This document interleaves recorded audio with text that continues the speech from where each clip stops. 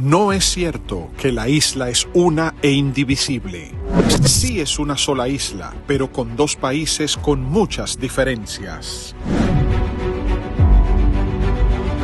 Los dominicanos somos mayoritariamente descendientes de la mezcla de españoles que llegaron en 1492 a colonizar nuestras tierras y los indígenas que la habitaban, mientras los haitianos son descendientes de franceses y esclavos africanos que llegaron a nuestra isla a partir del siglo XVI.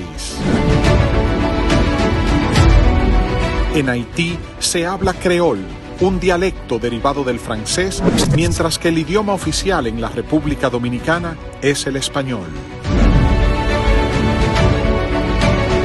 En Haití se practica mayoritariamente el vudú y la santería. Existe mucha magia negra y no hay iglesias organizadas debidamente, mientras que en República Dominicana creemos en Dios y en la Virgen. Y aunque somos un estado laico, la mayoría de los ciudadanos somos fieles de las iglesias católica y evangélica.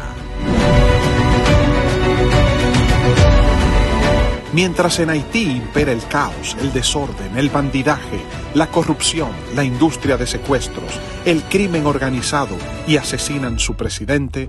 los dominicanos tenemos naturaleza pacífica, somos gente de paz y alegría, nos gusta bailar, reír, gozar, compartir en familia, jugar dominó, ir a la playa, bañarnos en los ríos, hacer deportes, ver juegos de pelota y basquetbol, beber en un colmado, escuchar música y sentarnos a compartir con amigos.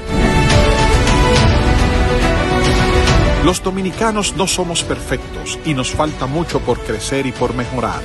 pero podemos exhibir con orgullo un sistema político estable desde hace más de 5 décadas, una democracia en desarrollo, elecciones presidenciales cada 4 años, partidos políticos y sistema electoral organizado, una constitución y un marco jurídico que regula nuestras acciones y un crecimiento económico sostenible, el más alto de todos los países de la región, inflación controlada, buenos niveles de reserva monetaria, inversión extranjera ascendente y una estabilidad en la tasa cambiaria. Mientras que Haití, bueno,